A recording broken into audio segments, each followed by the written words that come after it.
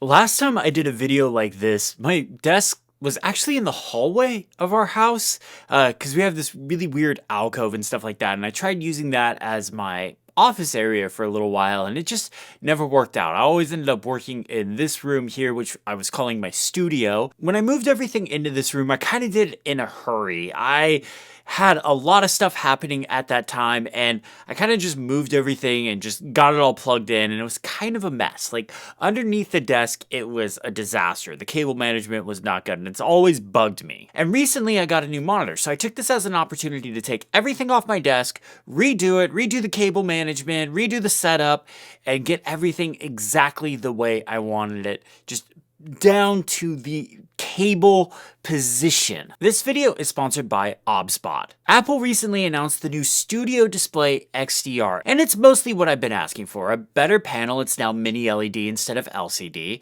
It has a higher refresh rate, up to 120 Hz, and it has a better webcam. That's a lot of the stuff that I was asking for on my checklist, but it's not everything. And it's $3,200, and I just can't justify spending $3,200 on a monitor. So I ended up doing something completely different. I have here the Asus ROG Swift 32-inch OLED monitor. This is a 4K 32-inch 240 Hz monitor, and 240 Hz on macOS is wild. I film my videos at 24 frames per second, so there's no way for me to convey like how 240 Hertz looks with macOS, but all I can say is just everything is smooth. Scrolling, smooth. Switching between spaces, smooth. So with my MacBook Pro, I can use it at 240 Hertz. With my M5 iPad Pro, I can use it at 120 Hertz. Like I mentioned, this monitor is OLED, so the blacks are true blacks. I'm using a wallpaper right now from NASA from the Artemis 2 mission, and it's space with the moon and the earth on there, and it looks absolutely gorgeous. But when I'm color grading, editing photos, anything like that, it looks really good. It's a 1.5 to 1 contrast ratio. For some perspective, the original Studio Display and the current Apple Studio Display, not the XDR, just the regular Studio Display, is a 12,000 to 1 contrast ratio. So 1.5 to 1 versus 12,000 to 1. The contrast ratio is quite different.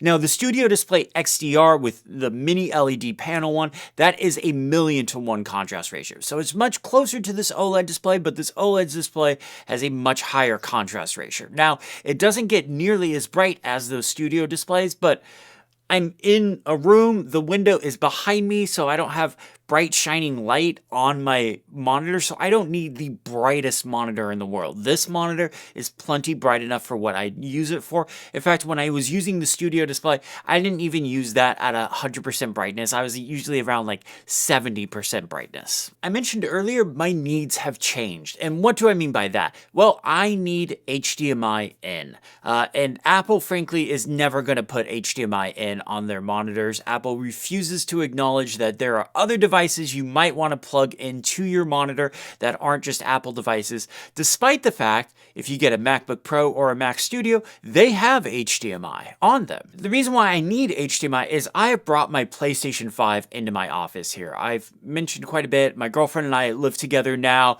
and I don't feel right hogging up the TV when I want to play a video game. So I've actually brought my PS5 into my office here, so in my off hours, I can come in here, play a game, and, you know, just do whatever I want. The quality of this panel is really good. Like, I'm really happy with it, especially the fact that it's OLED.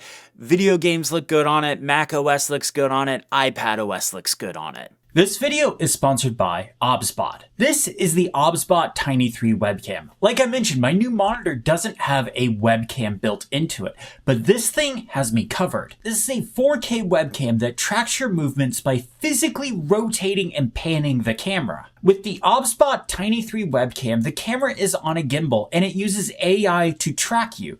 It will then rotate or pan the camera to keep you in frame. This means it uses the full CMOS sensor and not cropping to use a portion of it. It does a great job at tracking you. And in the software, there's a bunch of options to change how it's tracking and what it should focus on. These tracking options are great if you're giving a presentation, have multiple people on a call, or just shift around a lot in your chair. There's also voice controls like, "Hi Tiny, track me," or "Hey Tiny, sleep." There's an immersive stereo microphone system built right into the webcam. In fact, that's what you're hearing me talk into right now. I'm not using any of my fancy mics or anything like that to film this sponsor spot. It's all on the webcam using the camera and the microphone built into it. I'm really happy with how this sounds, and I don't think I need to throw in AirPods to have a call anymore. Now, there are 5 different audio modes for you to choose from. There is a pure audio mode to capture just pure audio with zero processing. That is what I'm using right now. Then there's a spatial audio mode, which is an immersive stereo sound with enhanced left and right separation. Then there is the Smart Omni mode. This is an AI-powered 360-degree audio mode. This will pick up and intelligently balance vocals and ambient sounds, delivering consistent clarity for business meetings, group discussions, family gatherings, and multi-speaker live streams. Then there is the dual directional mode. This will capture both the front and the rear voices clearly while rejecting side noises. I'm really impressed with the OBSBOT Tiny 3. The 3 big things that I really like about this are the tracking, the image, and audio quality. I'm going to put some links in the description below so you can go check out the OBSBOT Tiny 3. My thanks to OBSBOT for sponsoring this video. Now, I also wanted a bigger display. 27 inches is nice, but I've been at this 27-inch mark for years now, and I wanted to go a little bit bigger. I have the space on my desk. Now, it's definitely not Apple Retina PPI, or pixels per inch. So it's not as sharp as the studio display, and that did take some getting used to. But I've been using this for almost 2 weeks now, and I am completely fine with it. What I did is I went into the display settings, I set it to the middle option. The default option, if you do get this monitor, the default option is everything is massive. Like, everything is way too big on the display because Mac OS is trying to force it to be a Retina, more Retina PPI, or more of a Retina resolution. So if you go in, you set it to the middle resolution, there's 5 options, set it to the third one. Everything is scaled to be more typical of Mac OS if like you were to use like your MacBook Pro's display or a MacBook's display or a studio display or something like that. Everything is sized to be more like that. Now, this means things aren't nearly as sharp, but it's not like I'm seeing the pixels in like the pre-Retina days. It's not like that at all. So it does take some getting used to. I do wish this was a 6K monitor and it was a proper Retina PPI, but then it would be a heck of a lot more. Speaking of the price, this monitor is, I'm not going to say cheap, but it's relatively cheap versus the studio displays, even the regular studio display. This monitor goes on sale all the time, and I was just kind of waiting for it to go on sale.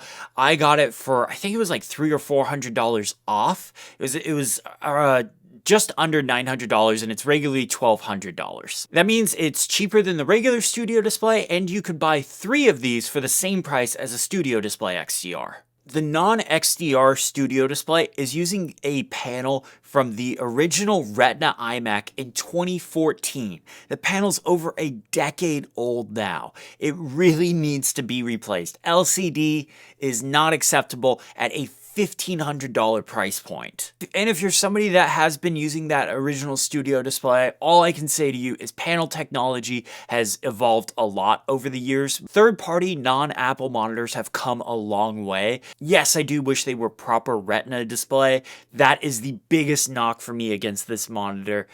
But like I said, I moved past it pretty quickly, and I'm doing some pretty intensive stuff monitor-wise. What's really nice about this monitor, it has a built-in KVM switch. So I am using DisplayPort out to my CalDigit hub, which I will talk about more in a little bit in this video. And that CalDigit hub will plug into whatever computer I'm wanting to use, MacBook or iPad or whatever. But I also have HDMI plugged into this monitor for the PS5. So whatever device becomes active, it just automatically kicks over. It automatically uses that KVM switch to kick over to that. Now, the stand that comes with this display is absolutely ridiculous. Actually, hold on one second. Let me grab it. Look at this thing. Look, this thing's massive. This thing is huge, and it's kind of heavy too. Like it's made out of metal, and I'm pretty sure there's more RGB in this thing as well. Like, This is a gamery monitor stand if there's ever been a gamery monitor stand, and it's massive. Like, look at the legs on this thing. That's huge. This takes up way too much space. So I refuse to put this on my desk. So I am not using this. I've literally just saved this so I can show it off in the video. So what I did instead was I just got a VESA monitor stand pole that mounts to the desk. And it's just a straight pole. It clamps right into the desk and it is solid. Like, this monitor isn't a light monitor and it's holding it no problem. It sits on the center of my desk and there's a bunch of different like points you can use to adjust like the tilt, the height, the angle and things like that. You can even rotate it, whatever you want to do. You can do all that stuff with it. I don't remember the name of it, but I'm going to link to everything I talk about in this video in the description below. But I really like this monitor stand because it's not over the top. It doesn't have some big swinging arm or something like that. It's very minimal in design and look. Now, I am using a monitor shelf. This is from the OBSBOT Gather collection. Now, full disclosure, they sent me this to review it years ago, like absolutely years. They're not asking me to talk about it or anything like that, but it's just something I've really liked and I've just kept it on my desk. I really like it. Now, it is incredibly pricey, but it is extremely well made. It's full metal, real wood, and it's just kind of a nice piece I like to use. I don't have a monitor sitting on it, but what I do is I put it in front of that VESA stand, so it gives my monitor kind of a floating look when I'm sitting at my desk. From my perspective at the desk, it just looks like that monitor's floating because I don't see that VESA arm, I don't see the pole, I don't see any of that stuff. This monitor stand also is really handy for hiding cables as well. So if you have like wired keyboard and mouse or a Thunderbolt hub or just USB hub or something like that, this is a really good way of hiding cables. Now, there are a ton of different monitor stands out there. You don't need this specific one in order to get any of those things, but I've had this one here and I'm just going to use it because I really like it. Now, there are a few like desk accessories that are also in that OBSBOT Gather collection. I have a couple here on my desk. One is a box that I use for putting like media cards and stuff in. These cards have footage on them. I don't want to format these cards right now. That's where these cards go. Then there's also a tray for pens. I also put my reading glasses on here because that way I just have them right there in front of my monitor. I can grab them, put them on. And then there's a post-it note tray. I don't really use post-it notes, but you know what this is the perfect size for?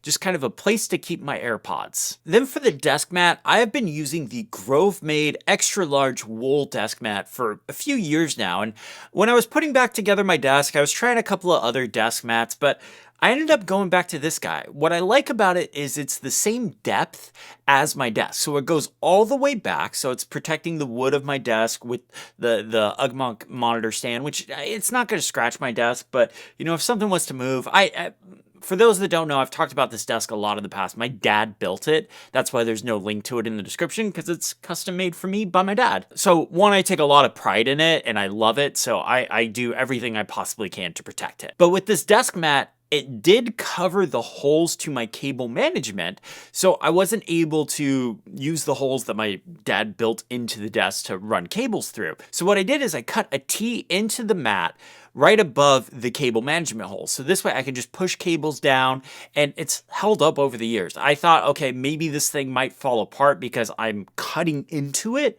but I've had this for years now and it's just held up. Another new piece to my desk is the CalDigit TS5 Plus hub. Everything on my desk gets plugged into this hub. And then there's one cable that goes out, one Thunderbolt cable that comes out of it, and I can plug it into my MacBook Pro, my iPad Pro. Technically, I guess I could plug it into the MacBook Neo, but I've never done that. The MacBook Neo isn't, I don't use the MacBook Neo at this desk. But I can plug it into any one of my computers, and then all of those accessories are now connected to that computer. And because I like to jump between different computers, this just makes that process a lot easier. And a perfect example of why you might want to do something like that is the Magic Trackpad. The Magic Trackpad is a Bluetooth device that compared to one computer. In 2026, it can only compare to one computer. whatever, moving on. But if you use it in wired mode, whatever computer it's plugged into is now the computer it's paired with.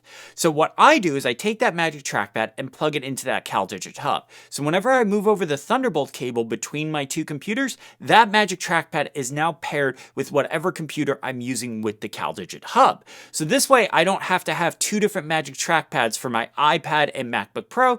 It's just one trackpad and it's active for whatever computer I'm using at that time. I'm now using the DisplayPort option on the CalDigit hub instead of the Thunderbolt option. DisplayPort gives me 4K 240 Hz, so it works perfect with the monitor, so I don't need to worry about any of that stuff. And because I'm no longer using the Studio Display, there's now an extra Thunderbolt port on the CalDigit hub, so if I do get another Thunderbolt accessory in the future, I now have an open port to plug it into. On the front, there's an SD card reader. I use this all the time with my camera stuff. I do have a CF Express card reader for plugging into the hub as well. That I use for video stuff. SD cards I use for photo and audio. Another really nice feature about this CalDigit hub, that the reason why I upgraded to the TS5 one, is it can fully power the M4 Max MacBook Pro, the 16-inch model, which uses, I don't remember what the wattage is off the top of my head, but uses more watts than what my old hub would do. So if I was really maxing out the power on the MacBook Pro with my old hub, the battery would actually go down, or it wouldn't work right. I had a bunch of weird issues. That's why I upgraded. And the reason why I got the Plus model, turns out I actually didn't need to get the Plus model. I could have just got the regular one, but I did end up getting the Plus model. The nice thing is it matches the MacBook Pro because that one's space gray. Anyways, whatever. The reason why I bought the Plus one was because it has 10 gigabit Ethernet. I was going to plug my NAS directly into the 10 gigabit port and do like this local thing, but I ended up not dealing with it because the NAS has 1 gigabit ports, 4 1 gigabit ports bonded together, which gives me essentially a 4 gigabit per second connection, which is more than enough for what I need. The last thing that had me picking the CalDigit hub over all the other hubs that I have used in the past is it fits perfectly in the UGMONT Gather shelf. It's like literally designed for that. I know it's not, but it just fits perfectly right in there. It's not another thing taking up space on top of the desk. It goes right into that shelf space. Now, I've kind of already talked about the computers I use, but I 3D printed a 3-slot laptop stand for this. So I have a place to put all of my computers when they're being used or when they're not being used. So I have here the 16-inch MacBook Pro, the MacBook Neo, and I will either keep the iPad Pro here, or I will just keep the Magic Keyboard here if I'm using the iPad at my desk. Now, if I am using the iPad at my desk, it sits in the MagFlow Pro stand. I've talked about this a bunch. Sorry if you've all heard me talk about this, but I literally get asked about it every single time I post a picture of my desk or a video of my desk or anything like that. I get asked about this, so I'm gonna mention it again. This is a tilt and height adjustable iPad stand, and it's magnetic, so it'll work with any of the modern iPads. There's a few different versions out there for this thing, but this one right here is for the 13-inch M4 and M5 iPad Pros. And what's nice about this is you can either use it in portrait or vertical orientation. So I like to use it in vertical orientation because what I will use my iPad's display for at my desk is displaying documents, task lists, messages, things that work best in a vertical view. And it just takes up a little bit less space as well than it being horizontal. It's also height adjustable, so I can get it to match my monitor height as well, so it's a bit more ergonomic that way. I'm not sure if they still do this. When I ordered this originally, they did this. I don't know if they still do this or not, but the company Chargin, when you order one of these, you also get this U-shaped right-angled USB-C cable. So it works perfectly with their stand. So you can just plug it into the bottom, it'll charge up the iPad, and you can go to, whatever power brick you want. I know some people out there are upset that they didn't do some kind of smart connector, but I'm actually glad they didn't, because if I'm using my iPad with my monitor, I don't want the smart connector connection because I'm going to be plugging in a Thunderbolt cable. So I'm fine with the USB-C. It's also going to help keep the price down by not including all that smart connector stuff, because they would have to reverse engineer all that, because I don't believe that's an open thing that Apple has ever been like, hey, third-party accessories, go make this thing. So that's probably the big reason why that's not there. The keyboard I'm using at this desk right now is the Mode Envoy. You might remember from a few desk setups ago, I used to have like this pegboard thing behind my monitors with all my keyboards on it. A lot of those keyboards have now gone into storage. I'm considering selling some of those and just keeping like a few of my favorites. That was just a hobby of mine, and keyboard stuff has kind of gotten really pricey, and I've finally come to accept I don't need 20 keyboards anymore. I probably just need one, but I'll keep like 3 or 4. But I'm using the Mode Envoy here. These have the BC Keys HMX Golf switches and the PBT Fans Atomic Purple keycaps. These are just legally distinct enough from Nintendo's Game Boy Color Atomic Purple. I love these keycaps. I love the Nintendo nostalgia on them. Probably will slow down with building keyboards, but I can see myself just switching out keycaps every once in a while. And these are the ones that I'm just currently using. I also have a macro pad next to my keyboard. Unfortunately, this macro pad is not produced anymore, which is a bummer because it's perfect. I've tried a bunch of other macro pads and have had weird issues with them. This is the one that has been the most solid for me. I use it for media keys because my keyboard doesn't have a function row, so playback control, skip, volume, and then I have 4 function buttons as well that I use Keyboard Maestro with that change depending on what application is present. It's a whole thing I could probably make a video about. Now, as far as audio setup goes, my audio interface is the Universal Audio Volt 176 USB audio interface.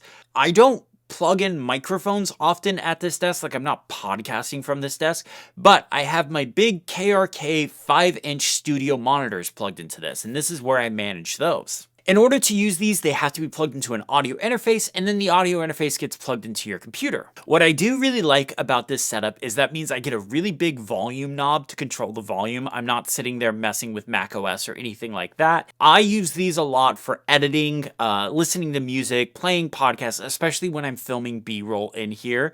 But when I do like really focused audio work, like I'm editing the podcast, I'm editing the audio for the video and stuff like that, I use headphones for that. That's where the media control keys come in handy for on the macro pad. And the headphones that I've been using are the AirPods Max 2. And yes, it does say sucker right here on my forehead. You are reading that correctly.